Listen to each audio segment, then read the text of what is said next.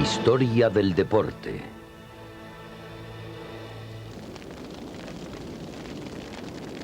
En nuestra propia historia, quizá mejor que en la historia de cualquier otro país, se demuestra con viveza la verdad de que el deporte, el vigor físico y la salud son cualidades esenciales que hay que añadir a la inteligencia y espíritu sobre los que se construye la nación.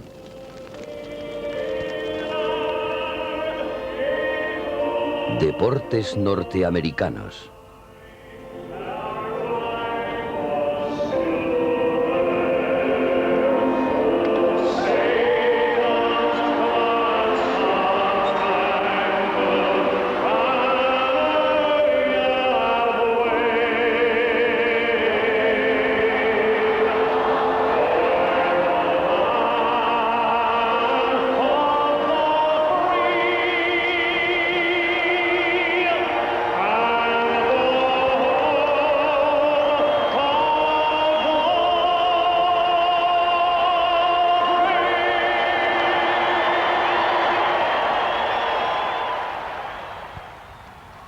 Los jóvenes se lanzan hacia adelante con los pies desnudos, con sus cuerpos pintados de rojo y amarillo, con sus cabellos llenos de plumas de águila para atraer el poder del viento. Cuando Cristóbal Colón llegó al Nuevo Mundo hace 500 años, se encontró con un continente salpicado de cultura, lengua y tradiciones, y miles de deportes y juegos. En un estudio para la institución Smithsoniana, a finales del 19, se catalogaron 19 modalidades de juegos de balompié, 38 de raqueta y casi 60 variedades de hockey sobre hierba, solo entre las tribus nativas de los Estados Unidos. Una buena parte de esta prolífica herencia ha llegado hasta nosotros. Los Inuit de Alaska todavía celebran un festival deportivo anual para conmemorar una tradición tan antigua, al menos, como el Viejo Mundo.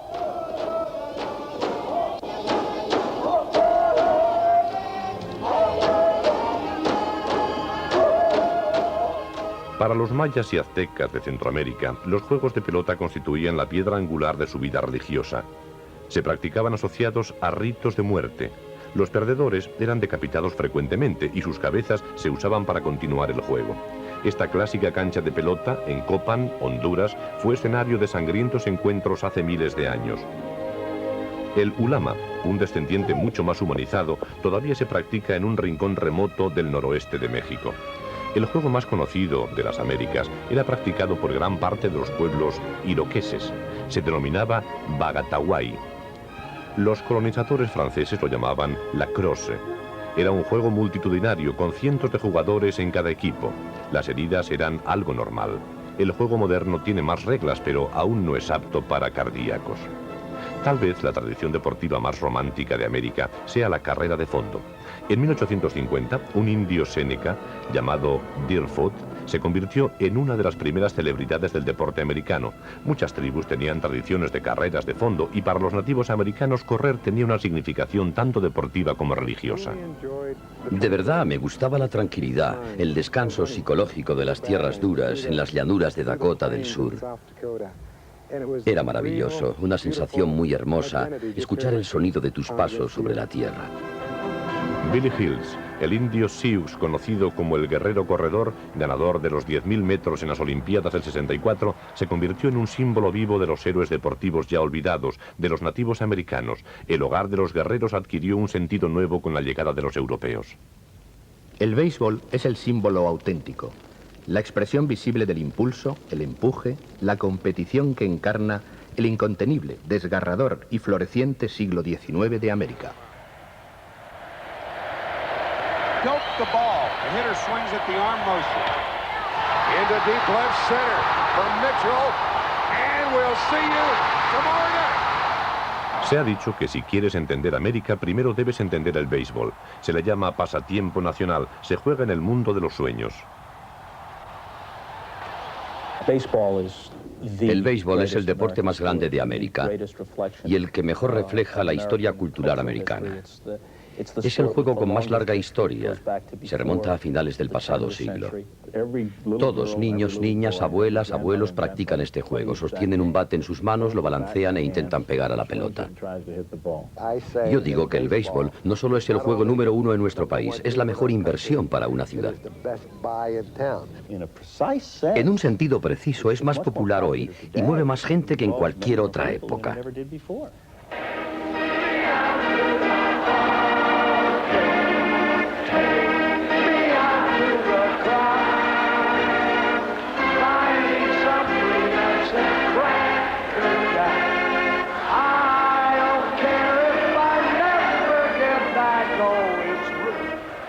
La temporada se inicia con el calor de la primavera y durante los días largos y calurosos del verano, millones de americanos salen de sí mismos para vivir con pasión las incidencias del juego. Para todos los estadounidenses, es un juego americano nacido en una época concreta, en un lugar concreto.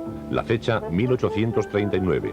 El lugar, Cooperstown, en Upstate, Nueva York. Ahora santuario de las celebridades del béisbol. Se dice que fue aquí donde Ernest Doubleday diseñó el primer campo de béisbol y estableció las primeras reglas, pero eso no es más que una pintoresca historia. Los verdaderos orígenes del béisbol están no en el Nuevo Mundo, sino en las tierras fértiles del Viejo.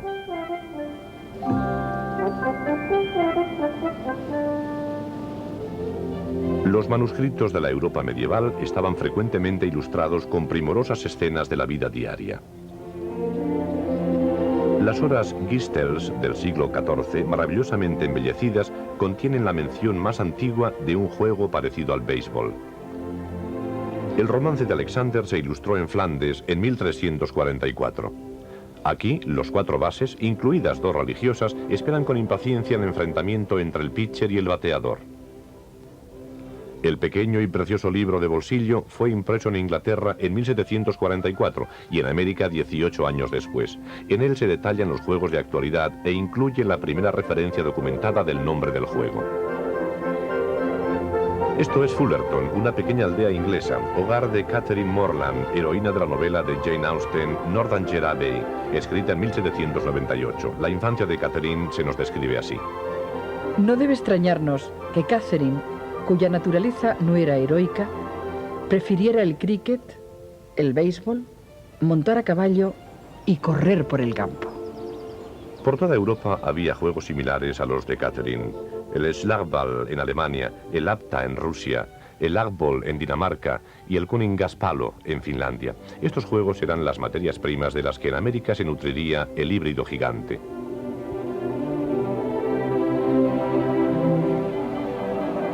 Todavía se juegan en Europa algunas modalidades descendientes de estos antiguos juegos. El pesapalo, un cruce entre el viejo Kuningaspalo y el moderno béisbol americano, se practica mucho en Finlandia. En Gales, un cruce entre el viejo béisbol inglés, el Rounders, y el cricket ha perdurado con la denominación de béisbol galés. Pero todos estos no son sino los ancestros del juego que todos conocemos, el béisbol, que es enteramente americano. Partiendo de este germen europeo, el béisbol se desarrolló rápidamente en los Estados Unidos. Fue mencionado por primera vez en 1779, jugado por los soldados de Washington en Valley Forge. En 1846 se jugó un partido organizado a las orillas del río Hudson, en los campos elíseos de Hoboken, New Jersey. El partido lo disputaron los New York Nine y los Knickerbockers de Alexander Cartwright. Cartwright llegó a ser conocido como el padre del béisbol moderno e impuso muchas de las primeras reglas. El béisbol creció vertiginosamente y en 1869 los Medias Rojas de Cincinnati se convirtieron en el primer equipo profesional. En 1919 se jugaron las primeras series mundiales. El equipo con más clase de la época eran los Gigantes de Nueva York. Sin embargo, el mejor jugador residía en Detroit. T. Cobb quizá no tuvo una gran popularidad, no la buscaba, pero era el mejor. En 1936 se convirtió en el primer hombre en ser admitido en el Templo de la Fama. Sin embargo, Cobb no era infalible y un joven jugador recordaría siempre un día de 1911, el día en que eliminó a T. Cobb. Chester Rojo Hoff tiene 101 años y es el jugador más viejo de los que viven. Salió un gran bateador zurdo. Yo no sabía quién era. Nunca lo había visto antes. Primero hubo 2 strikes. En el tercer lanzamiento, el catcher pidió una bola con parábola. Yo la lancé directamente a él Así. La bola pasó sobre la base del bateador para un perfecto strike. El árbitro dijo, strike 3 eliminado. La creciente popularidad del béisbol atrae a grandes multitudes, pero bajo el éxito, el béisbol tenía un lado negativo. Esto se manifestó en Chicago. El actual White Sox es un club con impecables credenciales, pero en 1919 las cosas eran muy diferentes. El propietario, Barry Comiskey, dirigía el club con mano de hierro y pagaba a sus jugadores lo menos posible. El contrato de descalzo Joe Jackson demuestra que se le pagaba menos que a cualquiera de sus compañeros, aunque era uno de los jugadores mejores. Cuando el equipo alcanzó las series mundiales, se esperaba una gratificación. Comiskey se negó. El equipo aceptó un soborno, que para su eterna vergüenza fue descubierto. El comisionado para el béisbol, Landis, expulsó a los 8 culpables de la Liga de Béisbol. El béisbol fue perdiendo popularidad, pero fue resucitado desde su miseria por un hombre, un lanzador de los Red Sox de Boston, George Herman Ruth, conocido por todos como Bebé.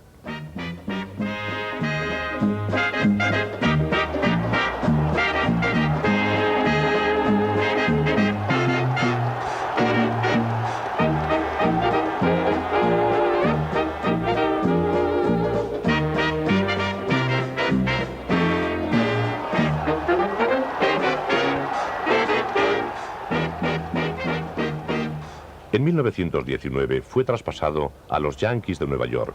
Allí se convirtió en un implacable bateador, logrando 714 carreras en casa. El Yankee Stadium, la casa que Ruth construyó, se convirtió en un relicario del béisbol. Pero Ruth no fue la única leyenda, también lo fue Lou Gehrig, el caballo de hierro. Jugó más de 2000 partidos consecutivos. En 1939, una grave enfermedad lo llevó a una retirada anticipada en uno de los momentos más culminantes de la historia del béisbol. Hoy me considero el hombre más afortunado de la Tierra. 2 años más tarde murió. El nombre de los Yankees se hizo conocido en todo el mundo, su dinastía la más brillante de la historia del béisbol. Caminar sobre los mismos lugares en que Ruth jugó y jugar en la misma posición en que jugaban Lou Gehrig y Mickey Mantle en el centro del campo, allí, tener la oportunidad de jugar en el mismo estadio y formar parte de todo esto. La palabra Yankee se hizo sinónimo de estrellato. Allí jugaron Joe DiMaggio, cuya racha de bateos es todavía un récord, Don Larsen, que realizó un juego perfecto en las series mundiales de 1956, Mantle y Maris, los reyes de las carreras en casa, y Mr. Octubre, Reggie Jackson. Pero el talento no fue monopolio exclusivo de los Yankees. Ted Williams, de Boston, fue quizá el bateador más grande de todos ellos, mientras en Louis ganaba 3 títulos mundiales con Stan, el hombre musial. Durante muchos años hubo una fuente de talento que permaneció sin explotar. Las estrellas de las ligas negras como Satchel Paige estuvieron excluidas de los majors. En 1947 los Brooklyn Dodgers dieron una oportunidad a Jackie Robinson. Él no la dejó escapar. Siento una gran admiración por Jackie, porque todavía creo que si no hubiera sido por él, yo no estaría ahora hablando desde aquí. No estaría en el béisbol. Sin él no hubiera estado en el béisbol. Estoy muy orgulloso de Jackie. El éxito de Robinson marcó el fin de una etapa en la historia del béisbol y dio un nuevo enfoque a los fanáticos del béisbol neoyorquinos. Su ciudad era la capital del juego mundial. En esa época, con los Brooklyn Dodgers, los New York Giants y los Yankees, puedo decirle que ese pequeño lugar llamado Manhattan y el famoso barrio de Brooklyn eran un bullicio durante el verano. Pero los días felices no iban a durar mucho. Ebbets Field, el campeón de los Dodgers, fue demolido para poder urbanizar, mientras los Dodgers y los Gigantes se trasladaban al oeste en busca de pastos más lucrativos en 1957. Una nueva era de expansión había comenzado.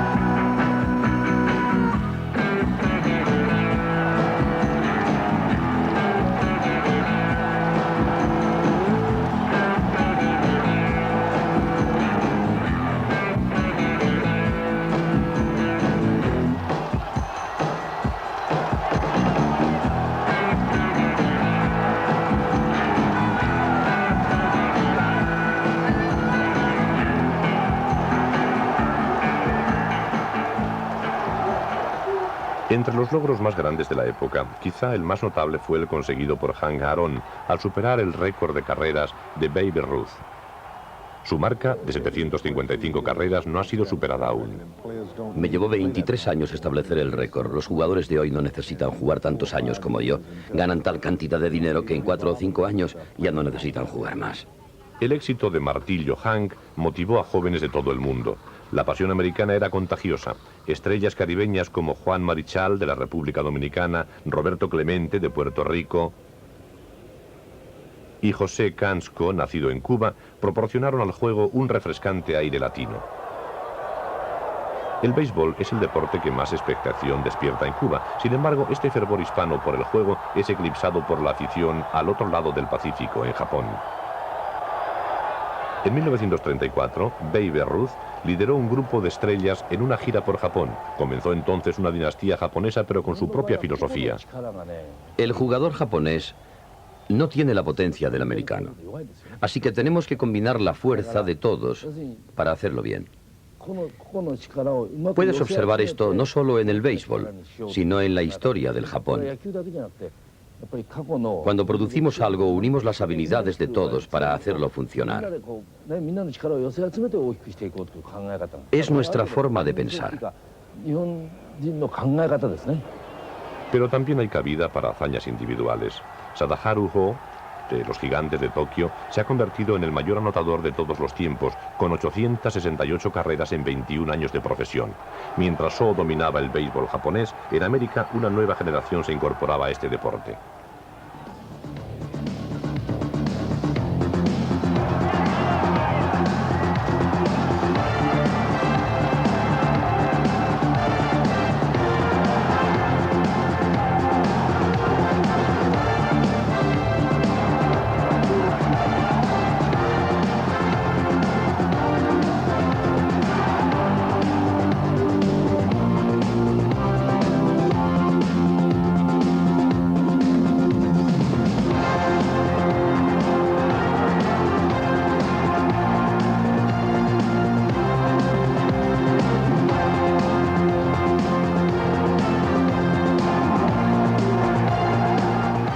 Lo único que se interpone entre un bateador y la inmortalidad es el pitcher.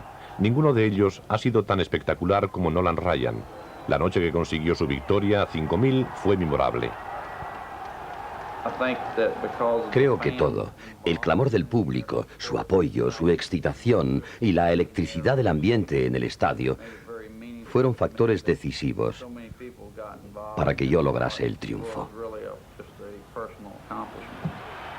Cuando el árbitro gritó "Strike 3", toda América celebró el logro de Ryan, porque todo el mundo comprendía la magnitud de su hazaña. Todos compartían la realización de sus sueños. La larga historia del béisbol es un espejo de la historia americana, y como América cambia constantemente. Sin embargo, nunca olvidará su procedencia. En Chicago, el viejo parque Comiskey ha desaparecido. Cerca, el nuevo Comiskey más grande, resplandeciente y mejor, seguirá siendo un campo de sueños para generaciones venideras. El béisbol es un trozo de América que nadie puede arrebatar a este país. Hemos tenido comisionados estúpidos de béisbol, propietarios estúpidos, estúpidos directores generales, jugadores nefastos, pero el juego se mantiene en alza, porque lo importante es el juego mismo.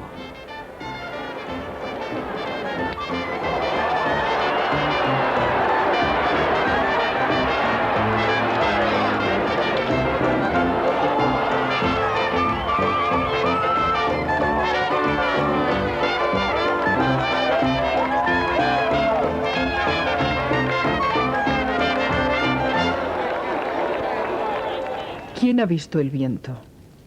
Ni tú ni yo.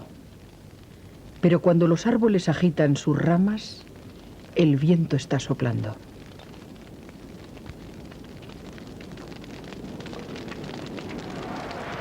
Hay un deporte que no solo es enteramente americano en su estilo, sino que es también al 100% de origen americano, el baloncesto.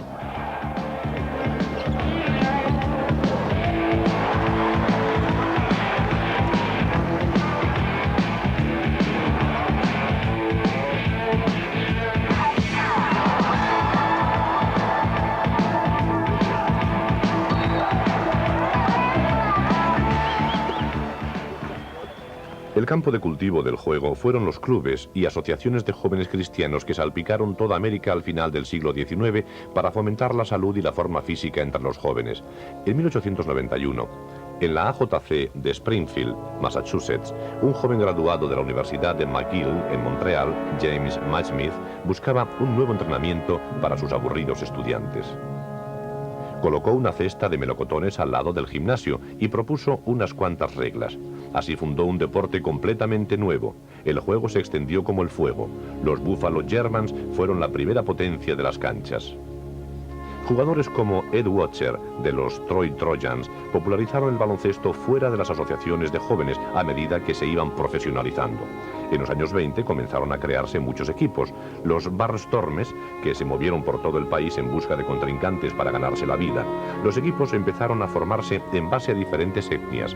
Equipos irlandeses, como los Original Celtics, los Philadelphia Spurs, orgullosos de su origen judío, y los equipos negros como los New York Renaissance, el cortejo real del baloncesto. El más famoso de todos los equipos fue fundado por Abe Saperstein, los Harlem Globetrotters, que ganaron el campeonato del mundo en 1940. Jugábamos contra todos, cada noche, en ocasiones 2 veces los sábados, 3 veces los domingos. Conducir 700 o 900 kilómetros, salir y jugar. Teníamos un buen equipo, tan bueno como ningún otro en todo el país. Cuando más tarde se creó la liga profesional, excluyendo a los equipos de raza negra, los Globetrotters continuaron siendo los mejores. Su estilo único los llevó a ganar a los campeones del momento en un encuentro dramático en 1948. En 1950, los primeros jugadores negros firmaron para la NBA. Los Barnstormers rehusaron y los Globetrotters dejaron de jugar competitivamente para dedicarse a lo que hacían mejor, divertirse. Desde sus orígenes, el baloncesto ha sido un deporte muy practicado en las universidades y el campeonato anual universitario es uno de los acontecimientos deportivos más grandes de América.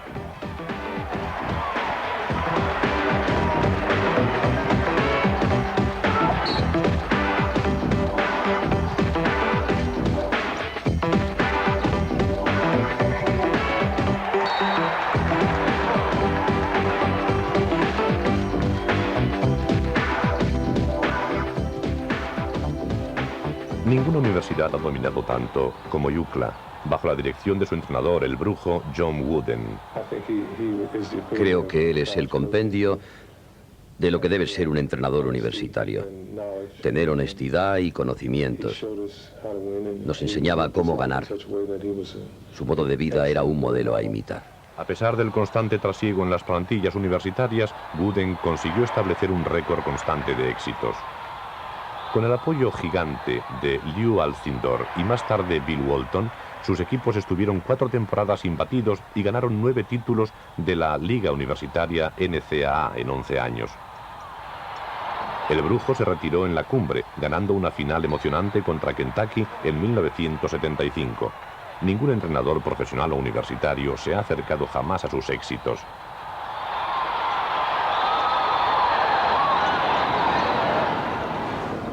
El objetivo principal de los mejores jugadores universitarios es la NBA. George Miran y los Minneapolis Lakers dominaron los primeros de la liga fundada en los años 40.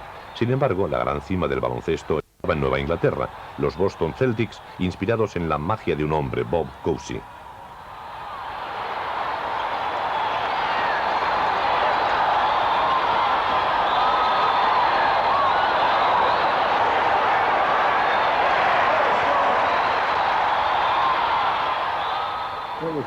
Fue una preciosa y armoniosa relación que duró 13 años. Todo ello complementado por 6 campeonatos y una gran atmósfera en términos de camaradería, espíritu de equipo y amistad que dura hasta hoy. No tengo ni un solo recuerdo negativo. Cousy proporcionaba la magia, Red Auerbach el genio del entrenador y Bill Russell la torre de fuerza. Russell era una superestrella. Tenía inteligencia y era generoso. La única estadística que le preocupaba era la de ganar o perder.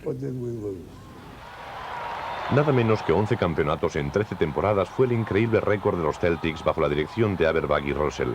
Cuando la vieja guardia se retiró, una nueva generación continuó con la tradición, con una nueva superestrella para el deleite del Boston Garden. Un joven granjero de 2 metros 5 centímetros, nacido en Franklin, Indiana, Larry Bird.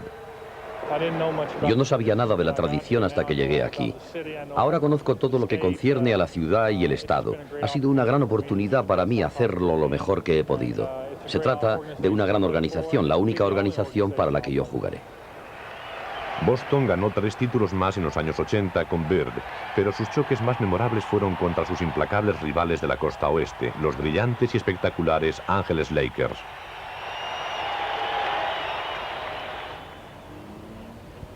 El cálido Pacífico era un asentamiento mucho más adecuado para los Minneapolis Lakers. El Forum se convirtió en el lugar para ser visto, aunque fueras una estrella reconocida. La primera superestrella en cancha fue el pívot de 2 metros 10 centímetros Will Chamberlain, el Zancos, que en una ocasión anotó 100 puntos en un solo partido. Él ayudó a los Lakers a conseguir su primer título de la NBA en 1972. Tras él llegó Karim. Como Liu Alcindor, Karim Abdul-Jabbar había emocionado a los espectadores de UCLA. Siguió haciéndolo cuando se marchó con los Lakers. Finalmente llegó el hombre conocido universalmente por su mote, Earvin Magic Johnson, que hoy vive un drama muy duro por encontrarse infectado por el SIDA. Fue la época de las asistencias y los ganchos del cielo que llevaron a los Lakers a ganar 5 títulos en los años 80, 4 de ellos bajo la dirección de su entrenador Pat Riley. Una época de esperanza. El tiro al aro es el deporte en que la juventud americana pone su esperanza, desde los granjeros del medio oeste a los chicos de las calles de las grandes ciudades. Es el deporte de las grandes ambiciones y sueños de hazaña de héroes colosales. Está bien tener grandes sueños porque pueden hacerse realidad si trabajas duro y te dedicas. Yo soy un ejemplo de esto. Yo tenía muchos sueños. Era pobre, pero trabajé duro para llegar donde estoy hoy. Se ha dicho que los jugadores de baloncesto son los atletas más grandes del mundo. Superhéroes como Julius Erving, Dr. J, de los Philadelphia 76, que revolucionaron el juego de la canasta. Y Michael Jordan, de los Chicago Bulls, el hombre que parece poder hacerlo todo, incluso volar.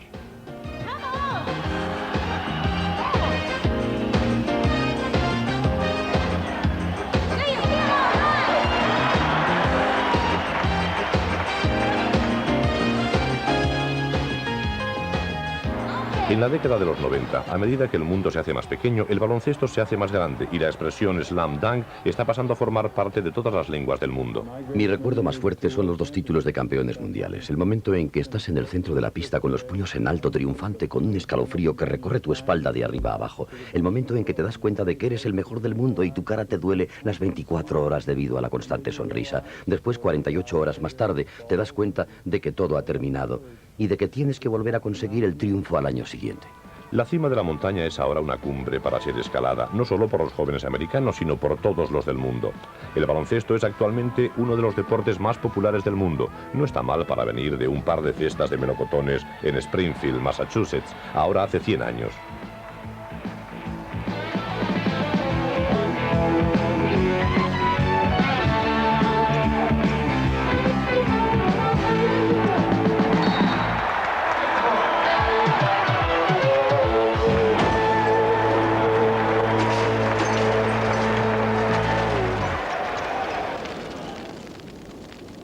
El hockey recoge la esencia de la experiencia canadiense del Nuevo Mundo.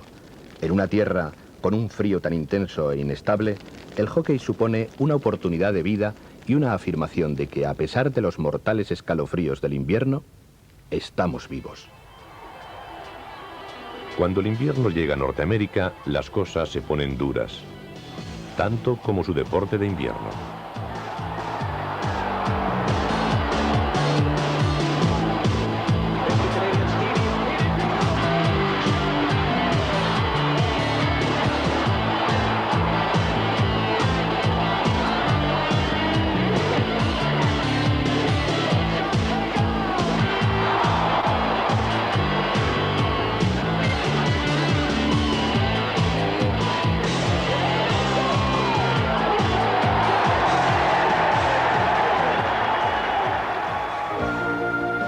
El deporte sobre hielo era algo común en los inviernos europeos. En Holanda se jugaba el golf y en los países escandinavos y Gran Bretaña un juego de stick y bola similar al hockey de campo llamado bandy. Este juego todavía se juega en el norte de Europa y está experimentando un resurgir.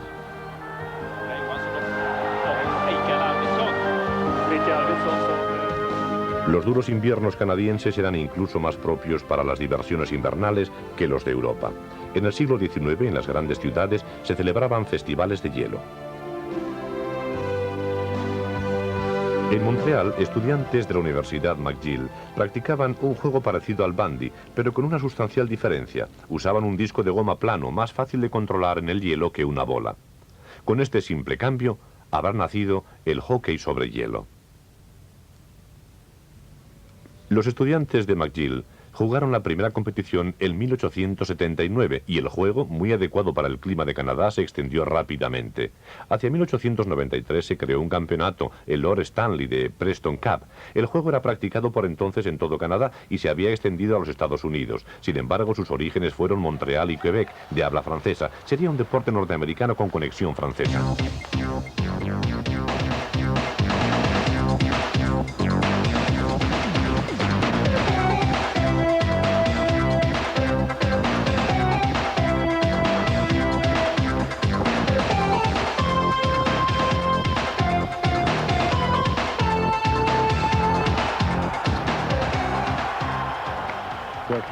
Creo que en Montreal, para toda la población de la provincia de Quebec, y especialmente para los canadienses de Montreal, es como una religión.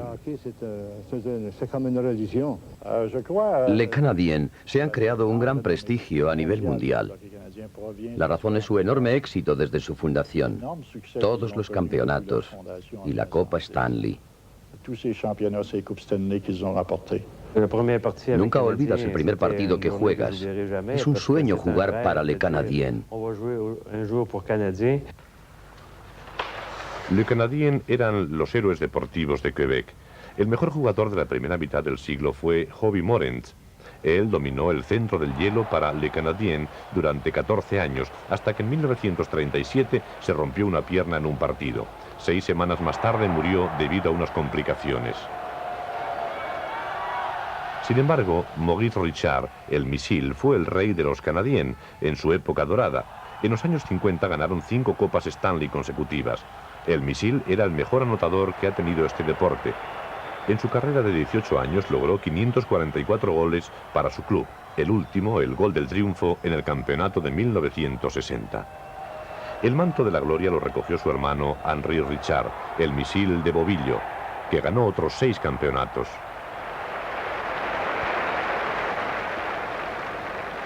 Pero el hockey no era exclusivo de Quebec.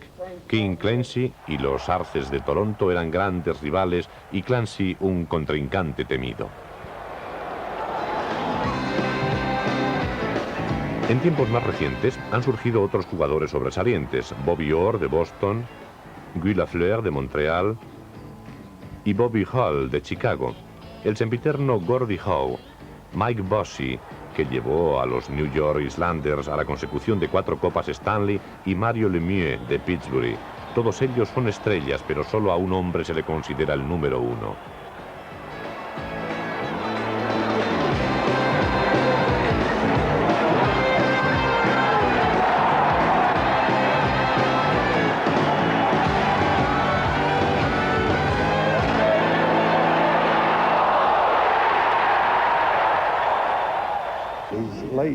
Él está años luz por delante en su forma de pensar y es grande como persona y como campeón sobre hielo.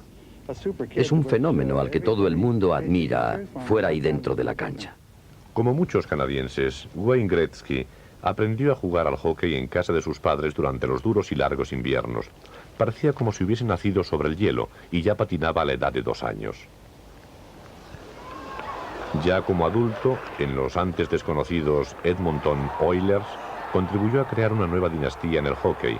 Gretzky se ha convertido en la personificación de todo lo bueno del juego: la potencia, la velocidad y la habilidad, el gigante del deporte de invierno de Norteamérica.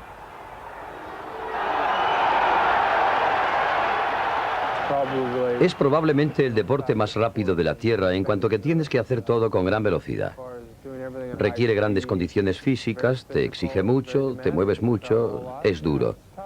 A pesar de todo, es grande. Todo lo que he conseguido en la vida se lo debo al hockey.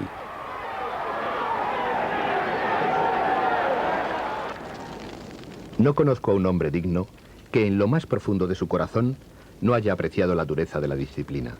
Hay algo en los hombres buenos que les hace anhelar la dura realidad del combate cuerpo a cuerpo. No hay sustituto para la victoria. Sé que es una frase gastada, pero debemos ganar. Ganaremos. Ganar es el nombre del juego.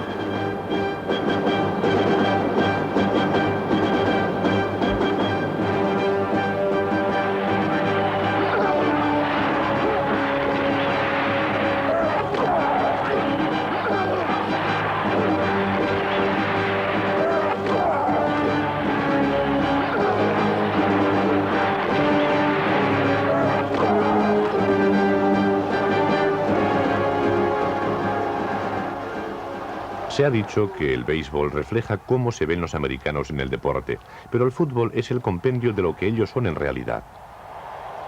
Creo que el fútbol americano es principalmente un modo de vida. Si te tiran, tienes que levantarte y apretarte más fuerte los cordones de las zapatillas. Ir caminando. El fútbol americano es quizá el juego más duro que existe. Sin embargo, para buscar sus orígenes debemos irnos al mimado ambiente de las universidades de alto standing del noreste. Estos centros tenían sus propios juegos de balompié. Princeton jugaba al balón en 1820, una reliquia de los juegos populares importados de Europa. Estos se extendieron. Eran practicados por comerciantes sobre el hielo de la bahía de Hudson. Hacia 1880 las universidades habían desarrollado reglas duras, normalmente en el entorno del estilo del balompié. Harvard jugó contra McGill de Montreal en 1874. McGill introdujo las reglas de correr estilo rugby. A Harvard le gustó esta modalidad y la adoptó. El juego con carreras y que utiliza las manos, el fútbol americano, había nacido. Otros colegios adoptaron pronto este nuevo estilo. Es de resaltar el caso de Yale, donde un estudiante, el poderoso y elegante Walter Camp, iba a tener una gran influencia en el juego.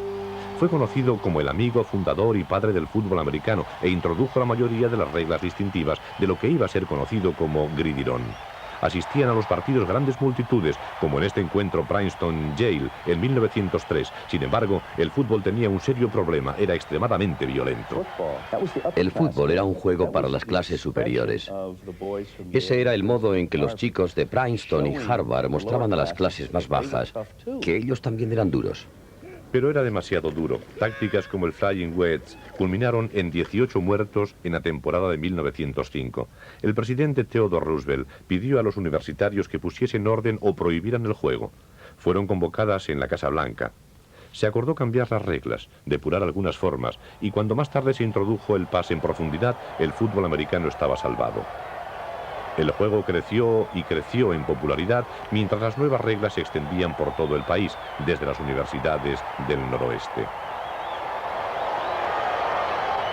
En 1887, Walter Camp recibió una carta de un pequeño colegio católico de South Bend, Indiana. Eran aficionados al juego del fútbol y pedían consejo para jugarlo. El colegio se llamaba Notre Dame.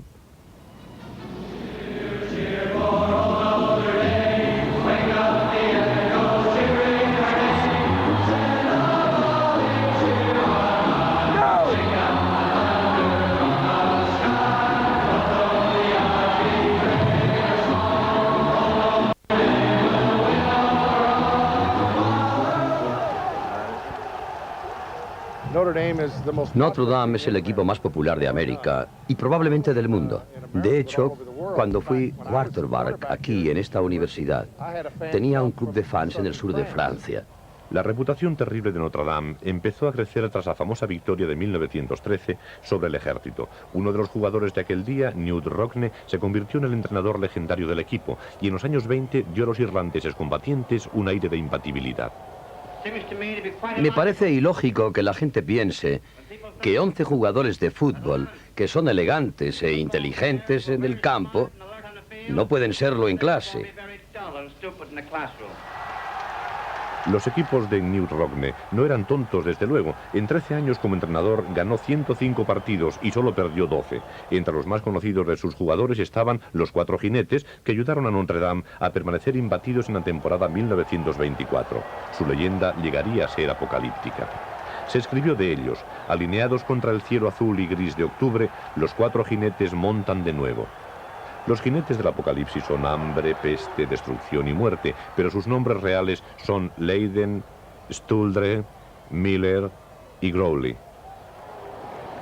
Rogne ganó 5 campeonatos nacionales y comenzó una tradición continuada más tarde por Leahy en los 40 y Parsegian en los 60 y los 70. Pero en 1931 Rogne murió trágicamente en un accidente aéreo. El gran entrenador solo contaba con 43 años. Por los años 20, el fútbol se había movido hacia los cinturones industriales de Ohio y Pensilvania. El fútbol se convirtió en el centro vital de la zona. Sobre todo se jugaba apasionadamente en los institutos, bajo las luces, en las noches de los viernes. Muchas estrellas futuras debutaron allí. Joe Montana se dio a conocer como una joven promesa en el instituto Ringgold, en Monongahela. Actualmente, su viejo colegio está totalmente dedicado al juego.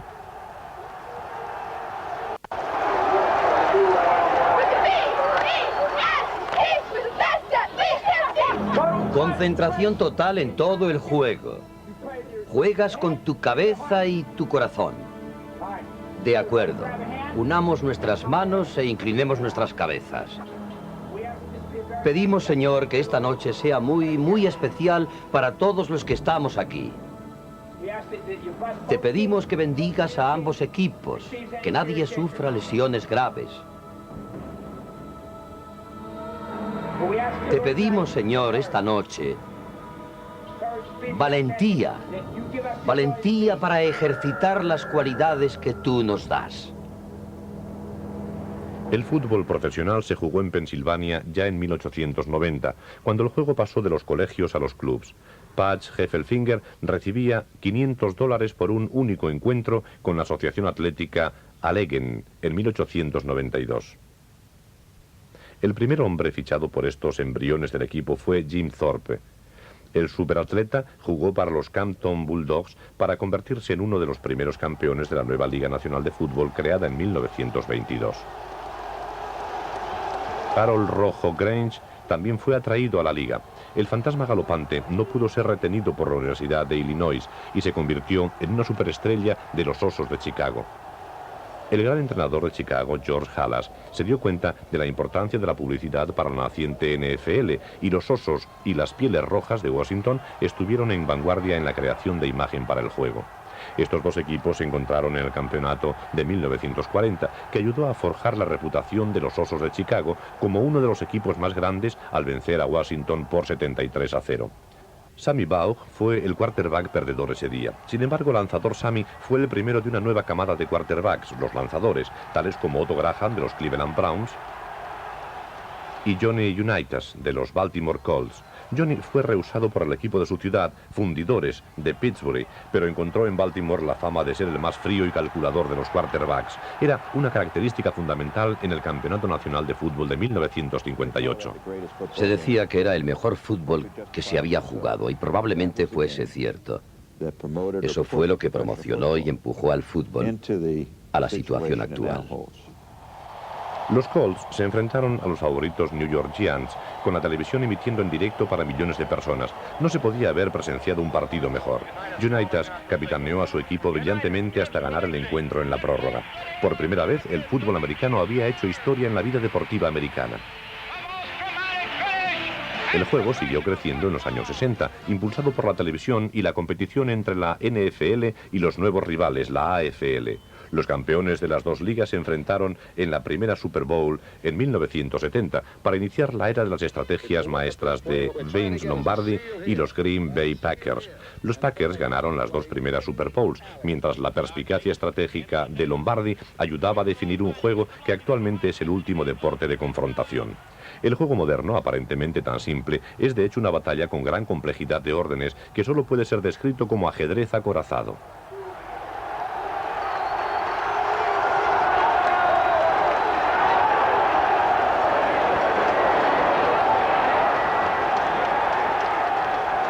Mientras el entrenador desempeña el papel de maestro de ajedrez, el campo de batalla está en manos del comandante de campo, el quarterback. Este realiza con detalle planes o jugadas desarrolladas meses o incluso años antes para romper la barrera defensiva del contrario usando sus tropas de choque, la irresistible fuerza del fútbol, la ofensiva. Siempre he creído que el fútbol hay que jugarlo tan violentamente como sea posible. Y si no puedes hacerlo, entonces no creo que puedas intervenir en el juego.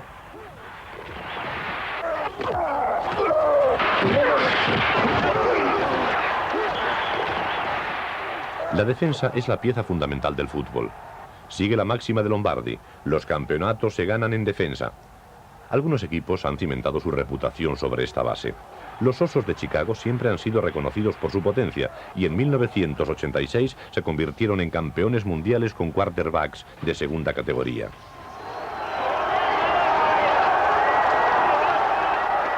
Y también están los Raiders, la máquina llevada al éxito por su propietario, Al Davis, el entrenador John Maiden y jugadores como Lyle Alzado y Howie Long. La cortina de acero de Pittsburgh protege 4 merecidos triunfos en la Super Bowl.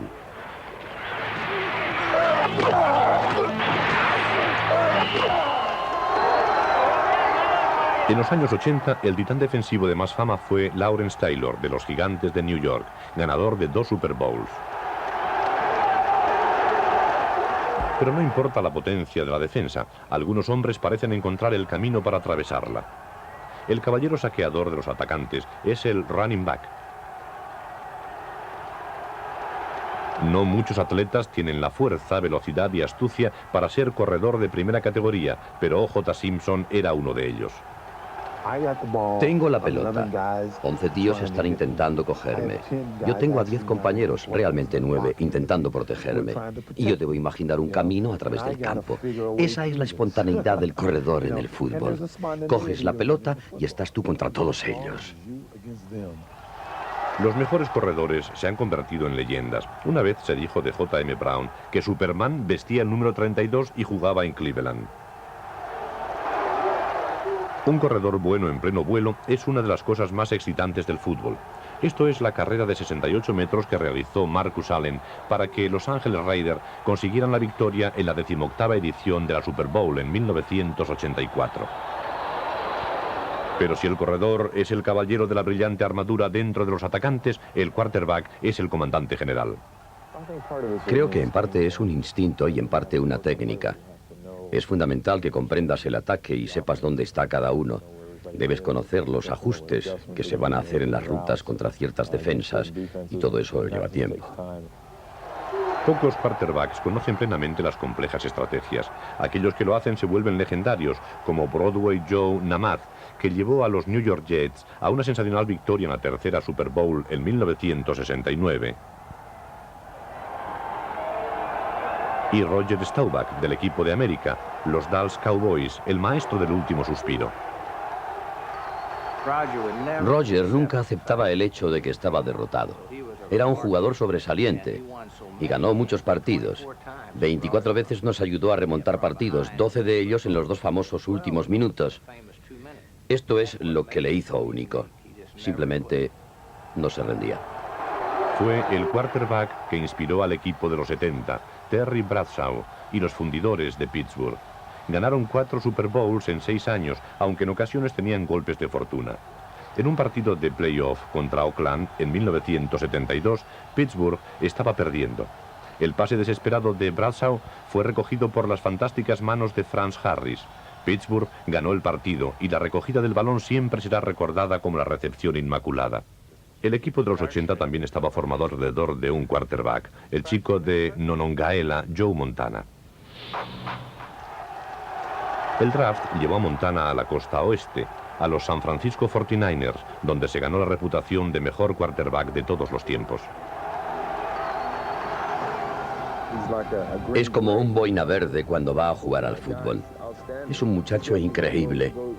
Definitivamente va a ser el mejor quarterback que ha jugado jamás. El directo escalofriante de Montana en el último minuto que condujo a los 49ers a su tercer título mundial fue la culminación de un sueño personal, pero también fue el sueño de todo el que lo viese, porque se trata de un sueño americano. No se puede pedir una forma mejor de ganar una Super Bowl para un quarterback. Pocos segundos para el final, lanzar un pase de touchdown y ganar. Se sueña con estas cosas y con tener esta oportunidad. Todos los que forman parte del fútbol profesional quieren estar en una Super Bowl y ganarla.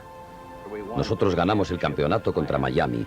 Esta es la sensación más maravillosa que puedes obtener del deporte, ya que finalmente has alcanzado la cima. Dos equipos frente a frente. Una competición que avanza y retrocede.